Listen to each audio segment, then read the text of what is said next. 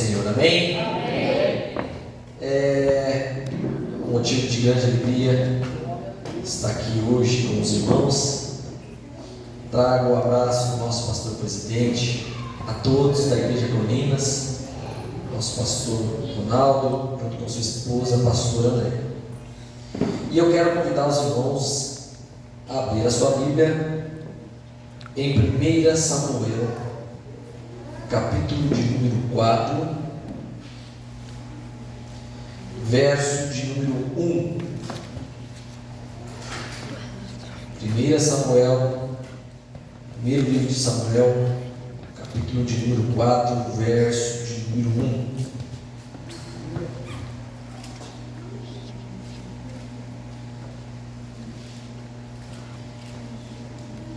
Hoje eu quero aqui compartilhar com os irmãos o grande milagre que Deus fez em nossa vida, na minha vida, na vida da minha esposa, o milagre da minha filha, Giovana, né?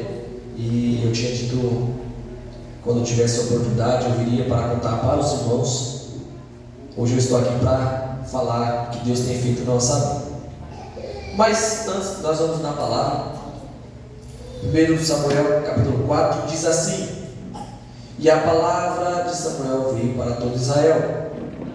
Ora, Israel saiu para lutar contra os filisteus, acampou ao lado de Ebenezer, e os filisteus acamparam em Afeque, e colocaram-se em ordem contra Israel. Quando se engajaram na batalha, Israel foi ferido diante dos filisteus, e eles mataram cerca de 4.000 homens do exército no campo. E quando o povo chegou ao campo, os anciões de Israel disseram: por que o Senhor nos feriu hoje diante dos filisteus? Removamos a arca do pacto do Senhor de Siló até nós, para que quando vier para o meio de nós, possa nos salvar da mão dos nossos inimigos. Assim o povo de Siló, o povo enviou a Siló para que trouxessem de lá a arca do pacto do Senhor, que habita no meio dos querubins, e dos filhos de Eli, Ofni e Finéias lá estavam com a arca do pacto de Deus. E quando a arca do pacto do Senhor veio para o acampamento, todo Israel bradou com um grande brado, de modo que a terra voltou a ressoar. E quando os filisteus ouviram o barulho do brado, disseram: o que significa o barulho desse grande brado no acampamento? E eles compreenderam que a arca do Senhor havia chegado ao acampamento. E os filisteus ficaram com medo, pois diziam: Deus chegou ao acampamento. E diziam: ai de nós, pois até hoje não houve tal coisa. Amém? Glória a Deus. Meus irmãos, podeis assentar.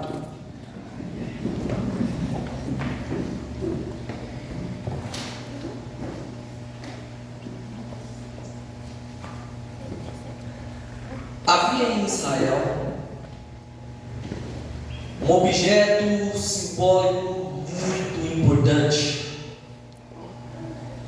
Esse objeto, ele era conhecido como a Arca da Aliança, a Arca do Pacto do Senhor dos Exércitos.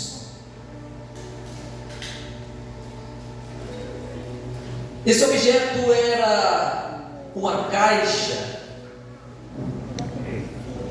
e segundo diz a Bíblia, essa caixa media aproximadamente 4 pés de comprimento, por 2,5 pés de altura e 2,5 de largura. Ela era feita de madeira de acácia, coberta de ouro, e dentro dela havia 2 caixas, uma dentro da outra, uma de madeira e uma de ouro. A sua tampa era feita de ouro puro, purinho. E em cima dela tinha 2 querubins, um de frente para o outro, a qual a presença de Deus descia no meio deles.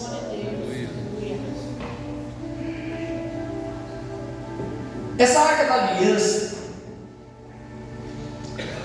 ela, dentro dela, não somente existiam essas caixas que eu falei para vocês. Dentro dela existiam as tábuas da lei, a qual Moisés pegou paciência quando ele chegou no acampamento e o povo estava desobedecendo a Deus. Estava quentinho, Deus tinha acabado de escrever. Ele foi e jogou no chão e queimou os 10 mandamentos. Também dentro dessa arca existia a vara de Arão, outro milagre. A vara de Arão que floresceu com amêndoas, ela estava ali dentro. Essa era a arca da aliança. Também tinha o maná. Quem lembra da época do maná?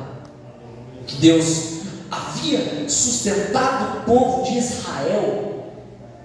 O povo queria comer, Deus falou: vou mandar o maná. O maná caía todos os dias, menos sábado. Sábado era o dia que não podia pegar e não podia trabalhar. Era uma era. Aí na sexta você guardava dobrado para sexta e para sábado. Se guardasse para outro dia, estragava. Então esse feito, esse milagre tinha que ser lembrado de geração em geração pelo povo de Israel. Tinha um exemplo do maná ali, para todos guardarem essa lembrança. Mas olha só, a arca, ela foi mandada ser feita por Deus. É claro, foi o homem que criou, amando de Deus, não foi Deus que fez ela. Deus deu as medidas. Quando você vai em Gênesis capítulo de número 25, você vê que lá Deus, ele fala para o povo de Israel, ele dá a ordenança e ele mostra como que tem que ser feito. Porque ali naquela arca tinha que ser feito com não somente o amor preciso, mas também tinha que ser feita com o máximo de capricho e zelo. Quem aqui já assistiu os 10 mandamentos da Record? Já assistiu? Conhece Bezalel? Foi ele que fez. Bezalel, filho de Uri, neto de Uri. Ele era um artesão talentoso, e ele foi um dos escolhidos para trabalhar nessa arca e construí-la com a maior perfeição possível, de acordo com o que Deus tinha mandado. Eu sei que você deve estar se perguntando: pastor, essa arca foi feita, ficou pronta, mas era ouro, era a presença de Deus, era um simbolismo. Ela não podia ficar jogada por aí. Não podia ficar à toa aí em algum lugar. Não. Para isso foi construído o tabernáculo. E desse tabernáculo foi colocado um lugar especificamente para a arca, a qual era separado por um véu, uma cortina densa, muito grossa. E aquele lugar era chamado e era conhecido como Santo dos Santos, aonde a presença de Deus ela era derramada. Esse lugar não podia ser acessado por qualquer um. Aliás, era raro A quantidade de pessoas que podiam entrar lá era somente aquele que era designado para essa tarefa, era o sacerdote, o sumo sacerdote. Só ele podia entrar lá dentro. Uma pessoa comum não podia entrar lá na área do Santo dos Santos. Podia entrar em outras áreas, mas no Santo dos Santos não. Porque para entrar no Santo dos Santos, meu irmão, não é com a vida de qualquer jeito. Para entrar no Santo dos Santos, não é com a vida de qualquer maneira. E aquilo tudo tinha que ser seguido de acordo com as especificações de Deus, porque era um projeto, era uma exemplificação dos céus. Deus queria derramar a sua glória, mas tinha que ser feito da maneira que Ele queria. O sacerdote, eu não sei se você já deve ter visto, mas o seu peito era coberto com pedras preciosas. E quando você analisa toda essa estrutura, a gente consegue lembrar um pouco do primeiro músico que teve no céu, que era Lúcifer. A Bíblia fala: ó anjo querubim, tu que andava no meio das pedras afogueadas, que habitava no meio das pedras preciosas. Ele tinha as pedras, era a exemplificação do trabalho de Deus nos céus. Então tinha que ser de acordo com o que Ele tinha falado. E aqui entra uma pergunta: pastor, então se qualquer um não podia entrar lá, e se entrasse? Eu te respondo: era fulminado. Até o sumo sacerdote, meu irmão, ele não podia entrar lá de qualquer maneira. Havia um ritual a ser feito para poder ter acesso até pelo sumo sacerdote. E quando um dia ela foi carregada num carro de boi e ela deu de cair, Uzá colocou a mão para ela não cair. Mas a concentração de poder que tinha nela era muito grande. A concentração da unção de Deus sobre ela era muito forte, que ele foi fulminado naquele momento.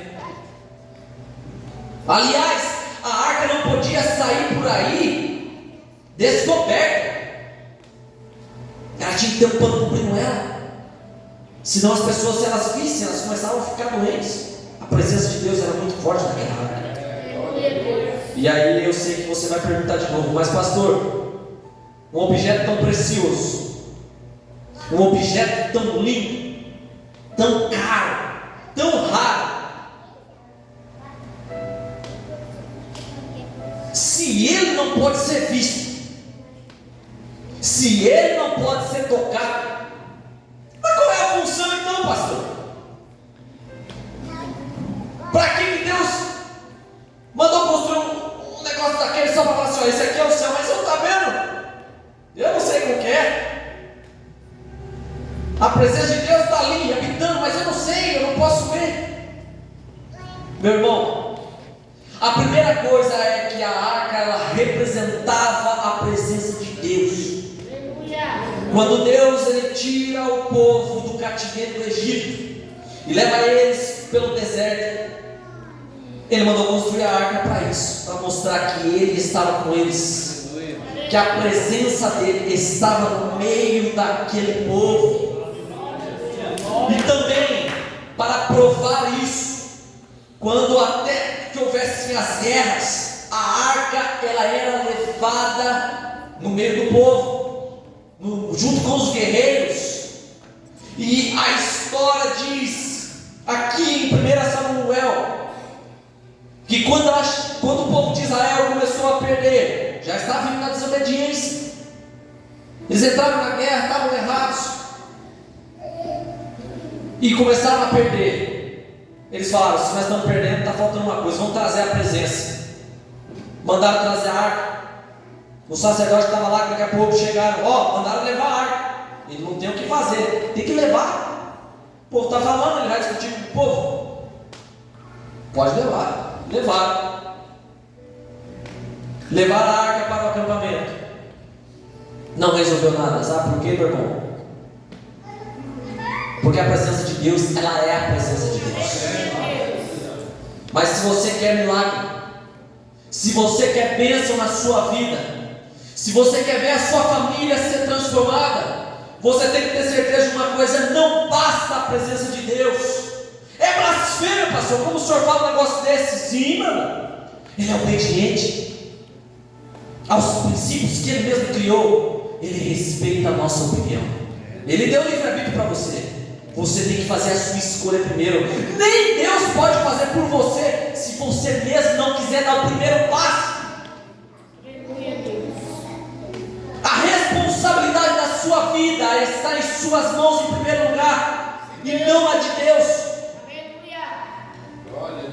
Você tem que escolher o que você quer para a sua vida. Você quer? Então diga: eu quero. Você quer?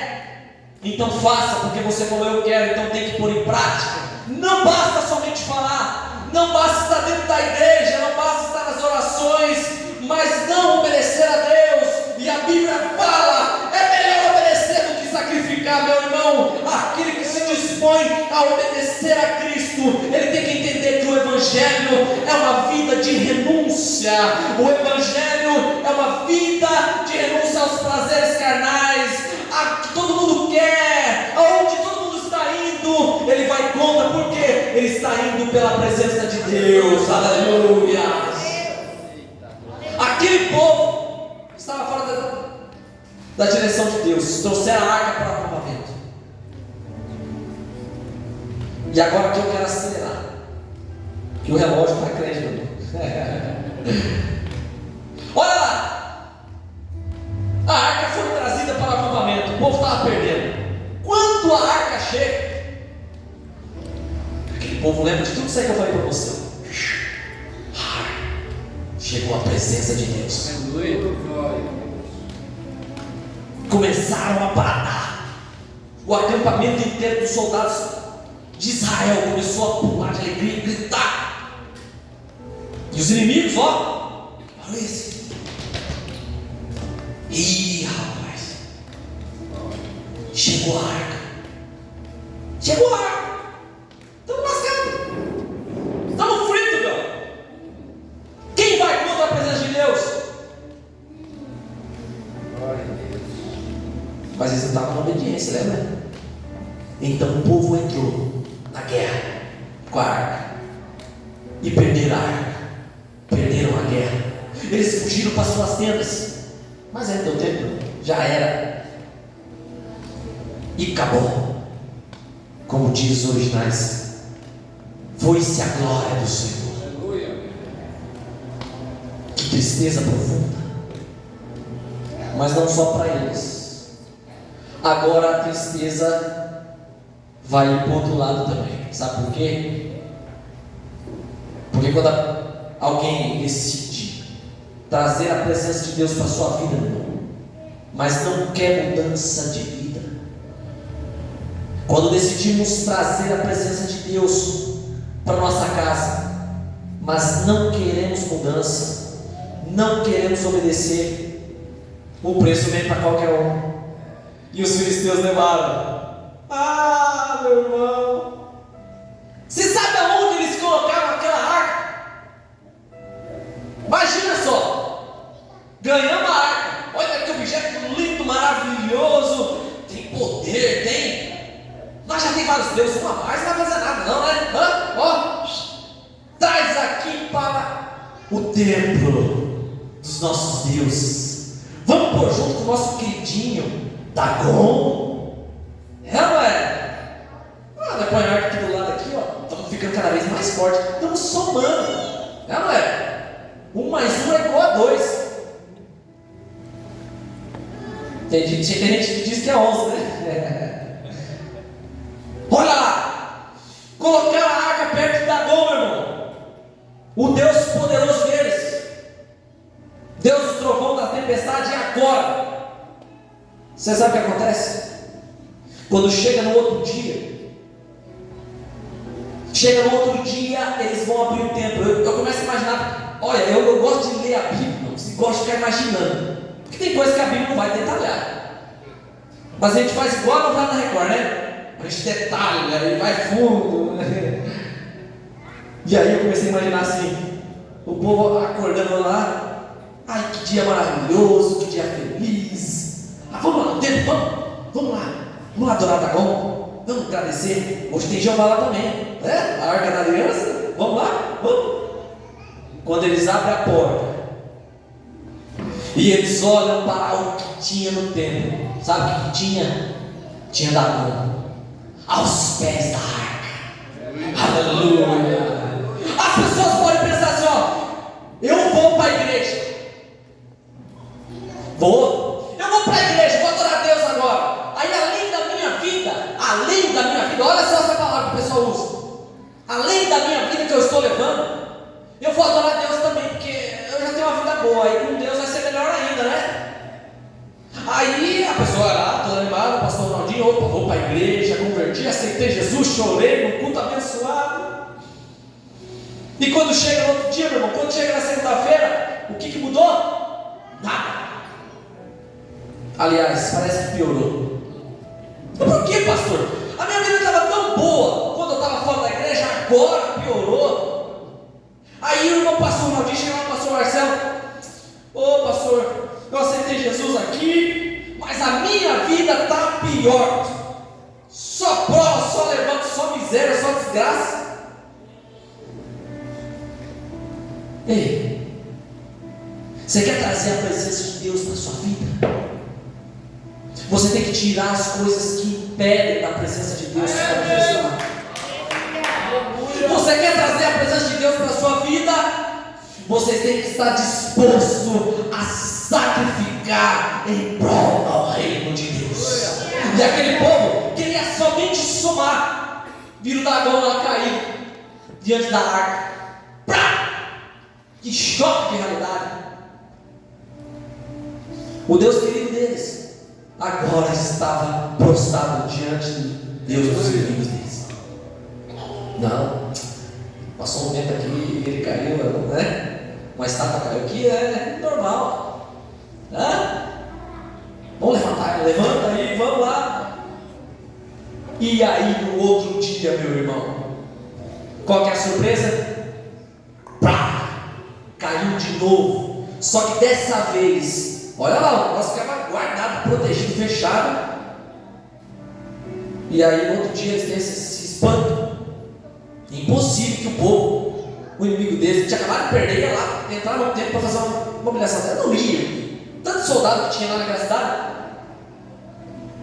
A estátua estava caída, prostrado diante da arca, da presença de Deus, e mais, agora os seus braços estavam decepados, um para cada canto, seus pés quebrados. Meu irmão, a presença de Deus, onde ela chega, ela é real. Você vai sentir um impacto na sua vida.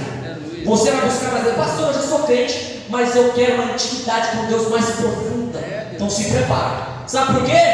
Porque aonde a presença de Deus chega, meu irmão, aonde ela entra, ela vai tirar tudo que não agrada a Deus. Pastor, eu decidi agora que eu quero libertar, pastor, eu quero minha vida transformada por Deus, eu quero me aprofundar, quero ser cheio. Então se prepare, meu irmão, porque Ele vai começar a tirar as coisas que não lhe agradam. É a própria presença de Deus que faz isso. Não precisa fazer muito esforço, você só tem que aceitar e obedecer. Bem, o horário já foi. Passaram-se o tempo, eles foram, viram que começou a piorar. Não somente agora o Deus deles estava destruído, mas também agora o povo estava doente. Houve peste de ratos ali naquela cidade e eles não sabiam o que fazer. Falaram: olha, não é arca, é possível, é coincidência. Vamos fazer o seguinte: vamos mandar para outra cidade. Porque aqui, irmãos, a Bíblia conta que era uma união de 5 reis. Não tinha cidade para andar aí. Ela não era. Fogão, a arca está dando trabalho aqui?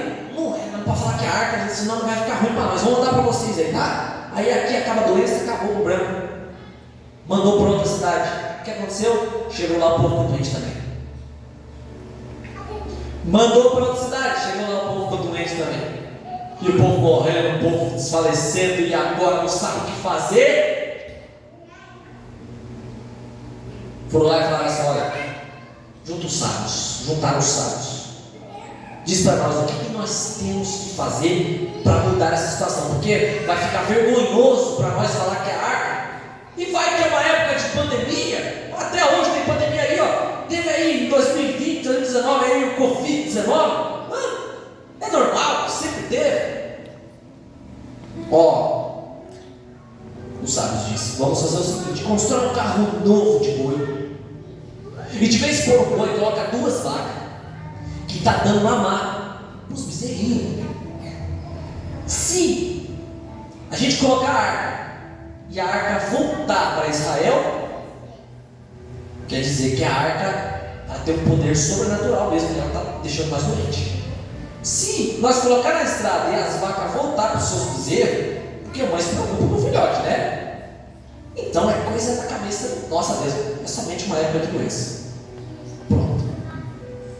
Fizeram um carro de boi novinho, colocaram as vacas, separaram do bebê, dos bezerrinhos, e mandaram a arca.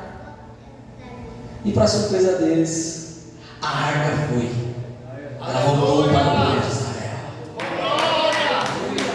Aleluia. Glorifique, meu irmão. Ela voltou para Israel, e detalhe, ela voltou para a cidade levítica, que era onde a arca tinha que ficar.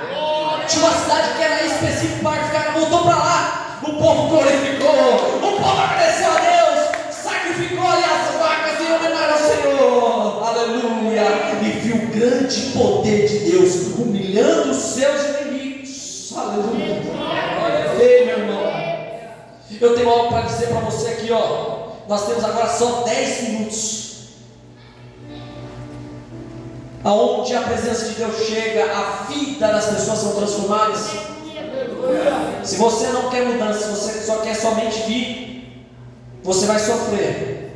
Mas agora aquele que é obediente, aquele que está disposto a sofrer como Cristo sofreu por amor à sua igreja, a vida dele é transformada.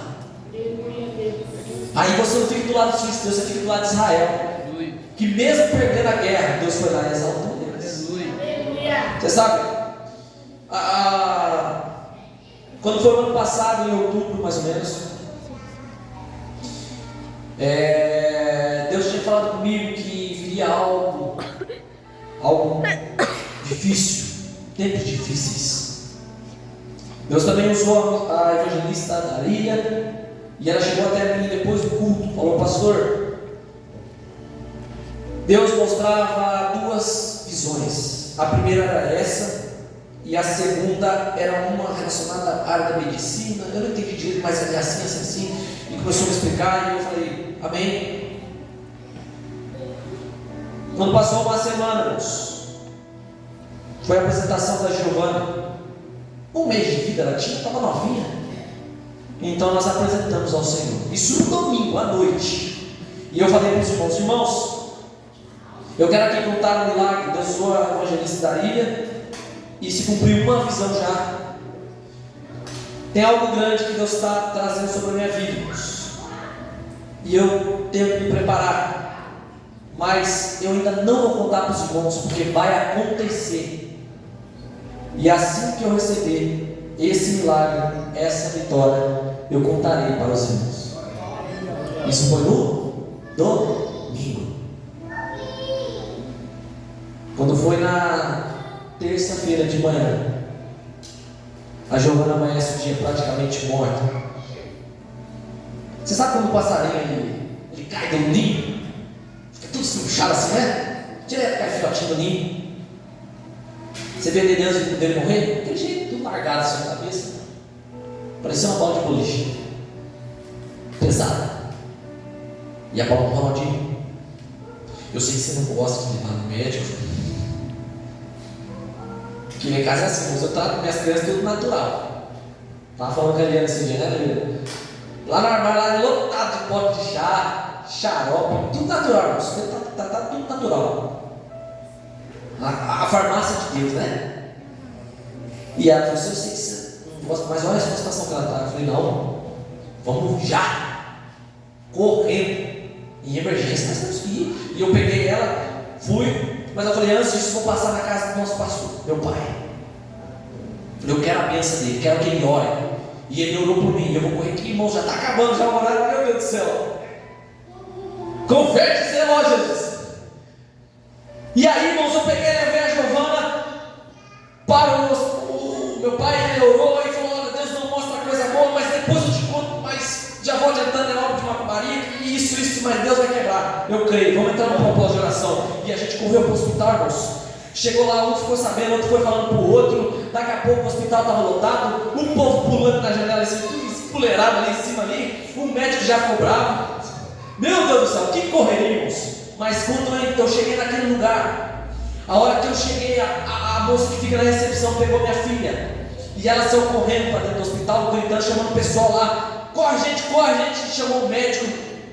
E eu, antes de eu entrar, eu consagrei ao Senhor na minha vida. Eu falei: Senhor, nesse momento agora, Senhor, eu sei que daqui em diante eu estou passando para uma missão, mas que não seja eu, que seja o Senhor. Deus, ela está nas suas mãos. Já passei lá para abençoar e pegar nas suas mãos. Agora, Senhor, está nas suas mãos. E eu agora vou me importar com a missão que eu tenho que fazer agora, Senhor. Me oriente e dê sabedoria para mim não falhar nessa missão. E eu entrei. Quando eu entro, eu chego na sala da Giovana. A Giovana já estava sendo cheia de aparelhos. Eles colocaram aparelhos para medir a pressão, para medir isso, para medir aquilo. E aí, 5 enfermeiros em volta dela. O médico entrava na sala, saía com a mão na cabeça. E ele me chamou lá fora e falou: olha, você que é o pai da criança? Sim, sou eu. Eu já vou te adiantando. O caso da sua filha é muito grave. E ela não tem chance de sobreviver. E se ela sobreviver, ela tem chance de ficar com sequelas gravíssimas. Ou seja, pode ficar retardado pro resto da vida. Pode não andar mais, não falar mais, não abrir nem o olho. Tem chances. E eu falei para ele: doutor, eu vou dizer algo para o senhor. Eu sei que o pessoal estava em cima da janela, o senhor até ficou bravo. O pessoal falou assim: vamos chamar o médico. Eu falei assim: olha, eu confio no seu trabalho, doutor. Pode fazer o seu trabalho, eu confio no seu trabalho. Mas eu quero te dizer algo: que a minha filha, ela é de Deus e ela está nas mãos do Senhor. Seja feita a vontade dEle. O que Ele disser, eu estou aqui à disposição. Aleluias. E aquele procedimento, irmãos, começou a durar 4 horas. Eles tentaram reanimar ela das paradas respiratórias que ela teve. Colocaram vários aparelhos. E eu falei: Senhor, seja na minha vida. As pessoas começaram a chegar ali, que estavam com outras crianças, e começaram a perguntar. E eu comecei a falar do amor de Deus ali, já no hospital de Monte Sião. Chegou o pediatra, chegou outro pediatra, chegou até o prefeito da cidade foi lá, irmãos. E eu comecei a falar de Deus. E eles perguntando: ó, tá tudo bem? Olha, eu não sei o que está acontecendo. Eu falei: olha, fica em paz, está tudo nas mãos do Senhor. Eu estava calmo. E eu entrei na sala. Eu vi os desesperos das enfermeiras. Elas não conseguiam pegar o acesso da veia. A criança era muito pequena. E eu falei: gente, calma. Pai, não fica nervoso, pelo amor de Deus. Não, pode ficar tranquilo, eu estou calmo. Quer ajuda aí? Vamos lá. Comecei a ajudar as enfermeiras. E eu ajudando as enfermeiras. E fui segurando uma coisa aqui, segurando outra coisa ali. E aí foi saindo enfermeira. Daqui a pouco tinha uma só. Até que ficou só eu na sala. Falei: Senhor, louvado seja o teu nome. Foram transferidos para a emergência. 2 horas para entubar ela. Entubaram. E ela foi para a Pouso Alegre. Não teve. Meu irmão, para mim resumir, porque a hora já está se avançando. Chegou em Pouso Alegre. Eu comecei minha missão naquele lugar. Deus usou algumas pessoas que abençoaram a nossa vida, correndo atrás. Pastor Marcelo, junto com a Carol, pastor Mariana e outros irmãos também correram atrás, arrumaram uma casa para nós ficar lá. E aí a Paloma ficava de dia no hospital e eu ficava de noite. Ficamos praticamente quase um mês naquele lugar. A nossa filha deitada na maca, cheia de aparelhos, respirando por aparelhos. Ela não tinha força para respirar por conta própria. E dentro desse mês ela ficou sedada, quase um mês sem abrir o olho, sem se mexer, só com a boca aberta, de tanto tubo que tinha na boca dela. Mas eu não fiquei ali em cima dela, não fiquei preocupado, não. Eu lembrei da missão que Deus me deu. Falei, Deus, ela está nas suas mãos, não estou me preocupando mais com ela. Sabe por quê, irmãos? Porque aquele que está em Cristo, ele sabe que nova criatura é, e que agora essa nova criatura, ela vive dependente de Deus. E eu estava ali dependente de Deus. Eu falei, eu estou aqui com uma missão, é falar do amor de Jesus. E eu comecei a falar do amor de Jesus, comecei a orar lá na portaria. A UTI era no segundo andar, tinha uma portaria para entrar lá em cima, e os pais ficavam ali mexendo no celular. Eu ia lá e conversava com eles, começava a falar do amor de Jesus. E algumas pessoas até falaram, nossa, eu queria ter a fé que você tem. A sua filha é uma das que está mais grave aqui, você está nessa tranquilidade. E os pais chegavam chorando, eu ia lá, abraçava eles, falava, vai ficar tudo bem, crê em Deus. E daí eu até fiz oração por alguns pais lá. E a gente, você sabe que quando você começa a fazer para o reino, você incomoda, meu irmão. Começaram a apagar a luz lá. Começaram a apagar a luz. O povo não ficava lá fora. Lá dentro do hotel não podia conversar. Chamaram a atenção até do rapaz que foi lá. Falou, olha que benção, hein? Opa! Falei, Deus, o negócio está estreitando. Falei, mas eu não vou parar. Comecei a falar de Deus. Teve um dia que eu tive uma oportunidade, os pais tristes ali no refeitório. O povo comendo lá, eu levantei e falei, eu profetizo de vocês, se vocês creem, o filho de vocês, se vocês creem, ele vai sair antes da minha. Eu podia falar que minha filha vai sair antes de vocês, não. Eu creio que logo vai começar a sair o filho de vocês. Aleluia. E eu quero, a minha filha tem um tempo aqui, ela vai cumprir esse tempo, mas eu creio que o filho de vocês vai sair antes. Eu profetizo, quando foi naquela semana, 2 altas nós recebemos ali na UTI que eu estava. E era 2 UTI, uma do lado da outra. A UTI que eu estava, eu fiquei orando, falei, Deus, eu oro também pelos de lá, mas eu estou aqui com a missão com o pessoal daqui. Comecei a falar de Deus e tudo mais. Falei, Deus, eu estou profetizando o seu nome, Senhor. Não deixa ninguém morrer enquanto eu estiver aqui. Se não acreditar, beleza. Se não acreditar no milagre, beleza. Mas não deixa morrer, Senhor, enquanto eu estiver aqui. Enquanto isso, não estou morrendo, gente. Só na mesma semana, 4 caixões saíram da UTI com criança. E na nossa, o povo estava lá. Uns melhorando, outros estavam, mas não morreram. E orando, pregando, falando do amor de Jesus. 2 almas reconciliou que estava afastada. Outros falaram que se nós abrimos igreja lá, aceitando a Jesus como seu Salvador. Ei, meu irmão, eu comecei a falar do amor de Deus naquele lugar. E Deus começou a fazer a obra.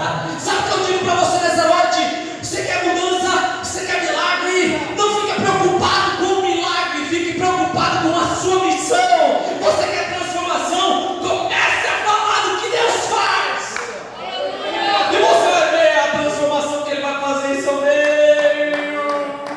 Aleluia. Oh, glórias.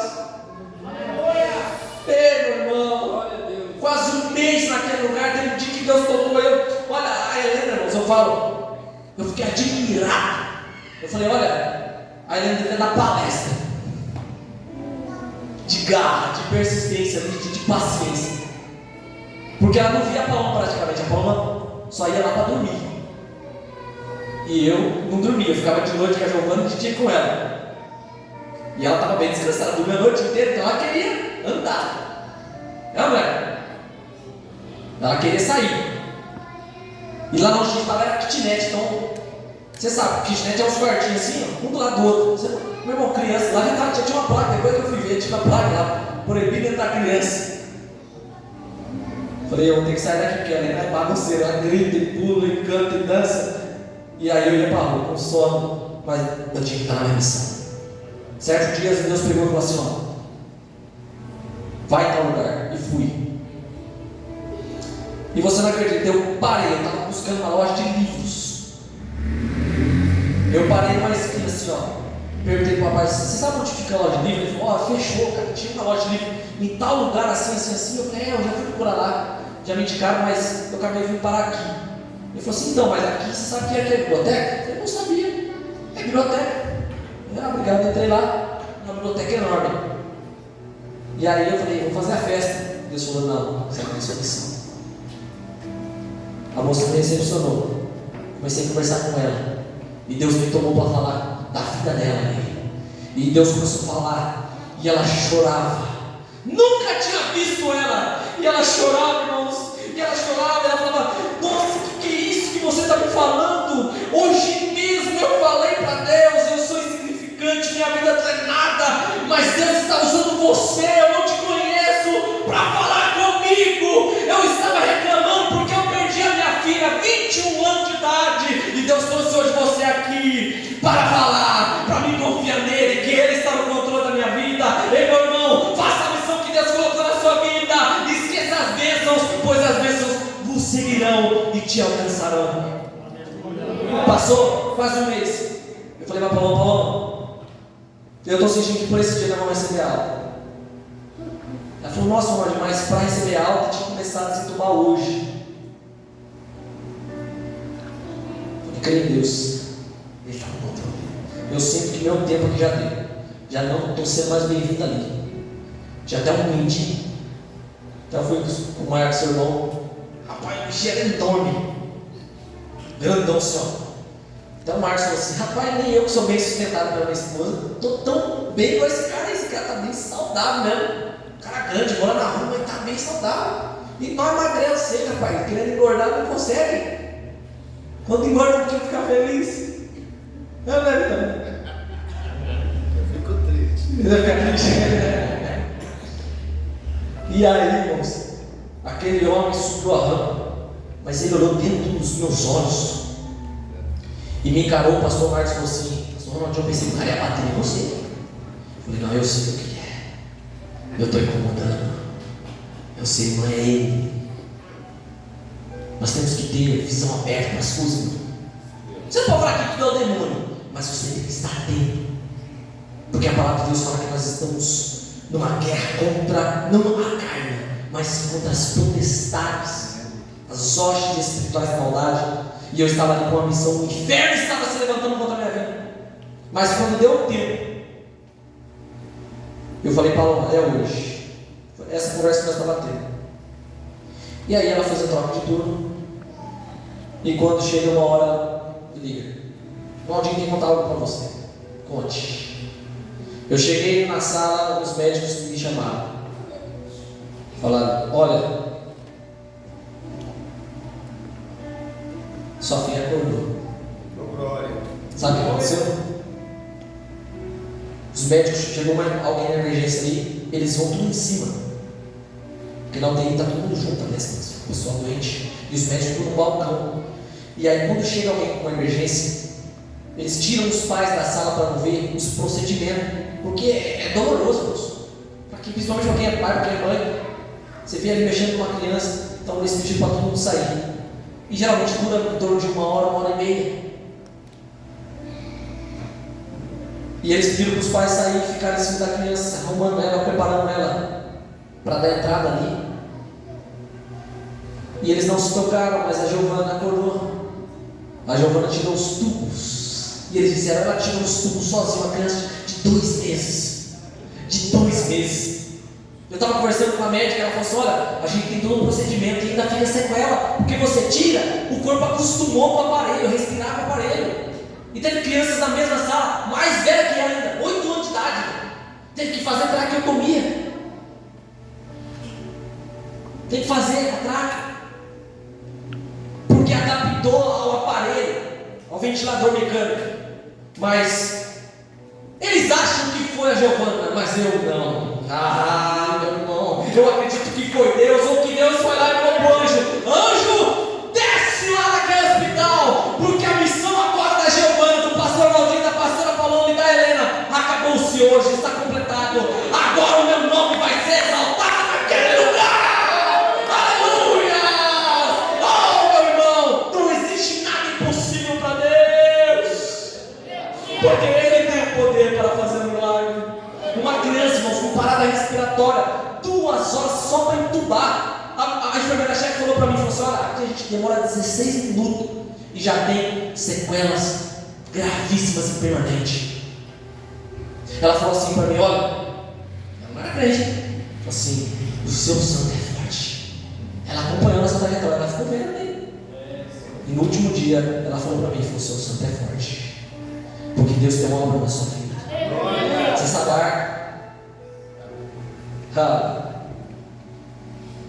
a arca era um objeto muito importante para o povo de Israel.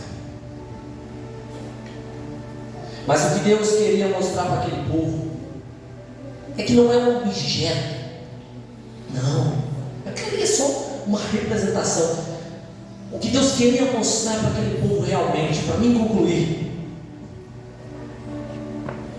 era que o que importa mesmo é a presença. Aleluia! Quando a presença de Deus descia na arca, não tinha exército que vencia o povo de Deus. Quando a presença de Deus ela estava no meio do povo, ali na arca, o povo de Deus era orientado pelo deserto e não se perdia. Mas quando a arca estava fora e o povo se voltava para a presença de Deus, Deus continuava fazendo milagre. Por quê? Porque não é a presença. Hoje, os arqueólogos procuram essa arca.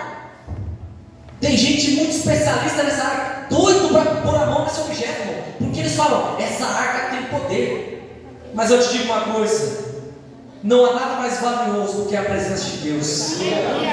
E hoje, quando Jesus Cristo ele dá o acesso quando ele morre, o véu do templo se rasga ao meio, dizendo assim: ó, agora vocês podem ter um acesso direto ao Pai. Não precisa do sacerdote agora, o sumo sacerdote entra na sala. Não, eu estou rasgando agora toda a barreira. Agora eu estou ligando. Eu sou o caminho, a verdade e a vida. É Ele, é Jesus. E Ele está aqui nessa noite para te dizer: você é minha arca. Vai e leva minha presença onde você for. Você é minha arca. Vai, faça a diferença. Vai, lute com garra e vença os inimigos, porque eu sou a sua vida. Aleluia. Ei, meu irmão, basta você se alinhar com a presença dEle. É a presença. Basta você ser obediente e você vai ver que aonde você for, você vai ser a referência. É hora dessa oportunidade. Em nome